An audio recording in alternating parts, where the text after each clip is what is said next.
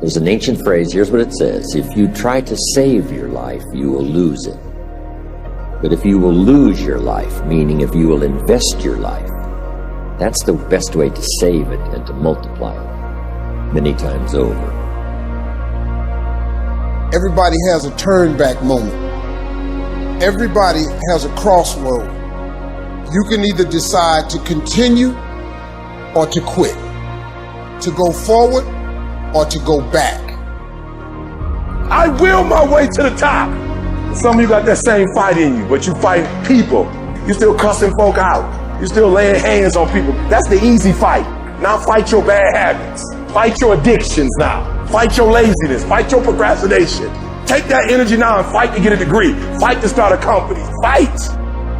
High performers are obsessed about the topic in which they're trying to learn, master, grow into. And if no one thinks you're crazy, you're not yet operating to the outer limits of your potential. You're not there yet. Because somebody in your life should say, you really care about this in a crazy way.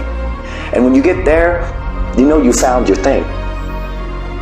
So, looking for a way in which we can begin to give our lives some special power. Number one, commit yourself to giving your best at all times. It's a new game now. So now more than ever, it's about creating a positive atmosphere in the workplace and people that have that competitive age, people that are hungry to make it. So you got to be hungry now. You can't just casually walk around, well, I'll get to it later on. Oh, no, this is a new day right now. Committing yourself to give your best at all times, regardless of the competition to do otherwise, or the influences of negative people that will tell you, hey, look here, don't push yourself too much. Now's the time to push yourself, to always get in the habit of giving the best that you have to share. People need to know you for one major thing first. He works. He produces. The guy's there every day. The guy's pushing and shoving. Because the truth is, no matter how good your ideas are, how good your art is, or how good your skill set is, if you're not working, man, if you're not vibrating at a frequency that people say, my God, how does that guy do all that? 10x levels, massive action, tremendous work ethic that's just a muscle now, and it's just a discipline in your life, and it's a normal way, you're not going to get in that top 10%. You bring on some powers in the universe that works through you to bring about changes that you would never ever know unless you have dedicated yourself. I believe, my new tagline is, I believe you can make a difference in your life if you have a consistent, everyday, persistent, without quit, enjoyment of the pursuit of your potential. And when I came up with it, obviously it resonated with your life. And there was a saying when I originally watched the movie, and I didn't know you at the time, and it was before that I went through my own bankruptcy, my own bottom that I hit. It was, life gives me, you could look at it as a setback, or is it a setup? And when I watched the movie, and then when I read your book, and I got to, you're a setup guy. Everything is that, this is just setting me up for something bigger and greater. I live in a world that's way too big for this. Oh, man. Can you tell me where that came from? Well, you know what? First of all, let me say this about that. It's interesting you should mention that. I, like yourself, have some core things that I believe in, and that idea that you just shared with me. People talk to me a lot of times about hope, and hope's a beautiful thing, but I have to always ask people, well, what's the nutritional value of hope? Right? You're gonna tell your children we got hope for dinner, right? Again. Right? Hope's a beautiful thing, but it's always more important, David, to have a plan. And not just a plan, but plan A. What is plan A? And the best plan A's always have something I call the C5 complex. Your plan A has got to be clear, concise, compelling, consistent, and committed.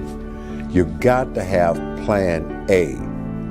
And you have to always be mindful, and I say this in all sincerity, plan B sucks.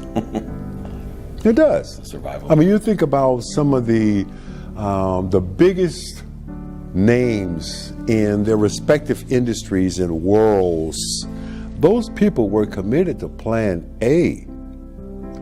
I mean, I know you're a big NBA fan, as I am. Michael Jordan's got 6 NBA championship rings because he was committed to plan A, not plan B. Oprah Winfrey became the queen of all media because she was committed to plan A, not plan B.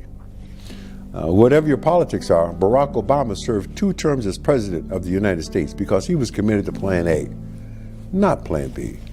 Yeah. Plan B sucks, man. Yeah. Right? And something else you said earlier that makes me think of something that I share with people is this whole thing about owning it. Yeah. I have to explain to people all around the world, why do you spell happiness with a Y? That Y is there to make us all mindful that it is you and your responsibility, you and your opportunity to create the life that you want for you and your family. That's why we spell happiness with a Y. If you really analyze your beliefs, you'll change them. I had a friend one time, I was trying to figure out where do beliefs come from. Because all religion and all science will tell you, you got to believe it. William James from Harvard, 1900, he said, believe and your belief will create the fact. So belief is an interesting word. You got to believe it. And I was having lunch with a mentor one time, and he said, our belief system is based upon our evaluation of something. Frequently, if we reevaluate a situation, our belief about that situation will change. It was like bells were going off my head because I was trying to understand belief. How do you change your belief? Well, he told me it's through reevaluation. And so I started to evaluate myself and reevaluate what I was doing. It took me 9.5 years, but I figured out why I changed. And it was the repetition of information. Thank you. You're in sports, you Yep. know, it's repetition. Yep. Repetition. Well, but practice doesn't make you perfect. Perfect practice makes you perfect. There's a big difference. Great point.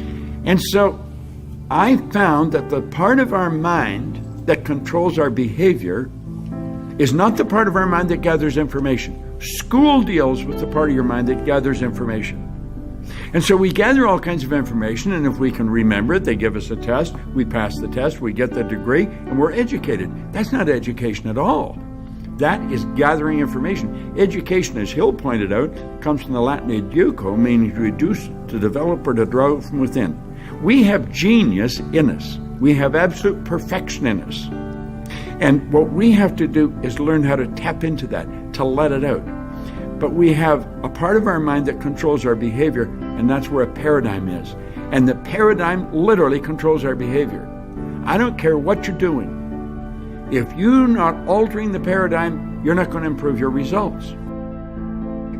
Many people may or may not know, you can actually name your alarm. So my alarm, I don't put it by my bed.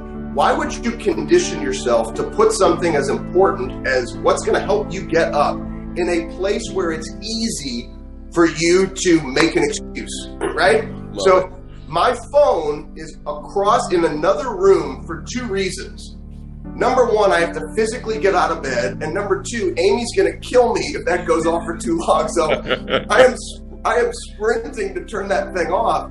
And the first thing I see on the screen is my mother's name, Jan Fishman Newman. My mother passed away 11 days before my 8th birthday. So if the first thing I see is Jan Fishman Newman, you think I'm hitting that snooze button? When I'm 42 years old, my mother passed away at 38. I've been given 4 extra years, 1 day at a time. You think I'm going to hit that snooze button? And so for me, I've conditioned myself to connect to what drives me to recognize you will not make an excuse. Man, see, I knew about Mom, but I didn't know the phone piece of it. I didn't know that. And then I'll share with you, it's actually right here, same journal. Once again, it's all the environment that we set up. So one of the other things I do every morning, this is my burn journal. I write down Janet Fishman Newman legacy, uncommon amongst the uncommon. So one of the first things I do is I literally write. So to me, it's not enough. This is not easy. I think people want to hit the easy button in everything that we do. We have to condition our minds. Mental toughness is not easy. People think, oh, I have mental toughness. You have to condition your mind. Your mind is the most powerful weapon that you have. It's a muscle. So Ed, you and I, we can work out our muscles, but the reality is this is a muscle that far too often people don't condition that muscle. So I've conditioned it to see my mother's name, but then I've conditioned it to write down and to deeply connect to the burn. Once I do those two things, it's go time.